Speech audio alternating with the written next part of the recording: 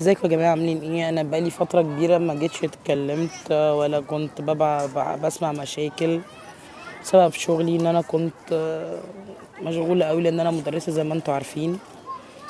انا جاي النهاردة اتكلم بقى بعد الفترة اللي غبت فيها. اكتشفت حاجة، ان الاهالي مقصرة مع اولادها. مش عارفة ان انا اعذرهم ولا ان انا اقول ايه يعني، بس برضه ليهم عذر ودول ليهم عذر. يعني انا جت طالبة تقول لي ميس مروة انتي عندك نصايح كتير وخبرة كبيرة. انا سني مش صغير، حوالي 35 سنة. وبحكم ان انا مدرسة وقابلت جميع الفئات من جميع الطلبة. ف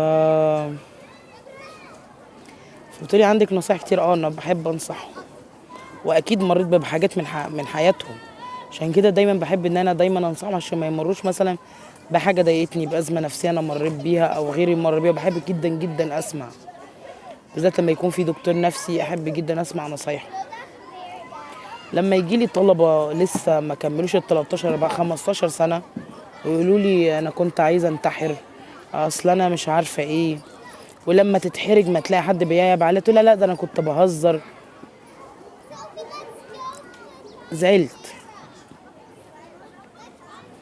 بنت تانية تيجي تقول لي مس مروه انا ما بعرفش اتكلم مع ماما وبابا عشان هما مش بيفهموني، بيشوفوا اي حاجه بحكيها تافهه. طب ليه؟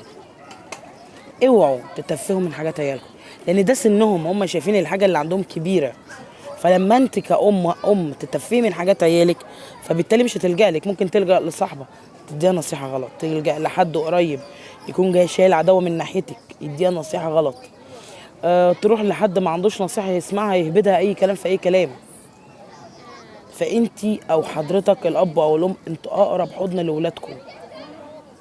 لا بجد والله انتوا اقرب حضن لاولادكم، اوعوا تسيبوهم. انا في طلبه بتيجي بس تعيط في حضني من كتر ما هم زعلانين مش لاقيين حد.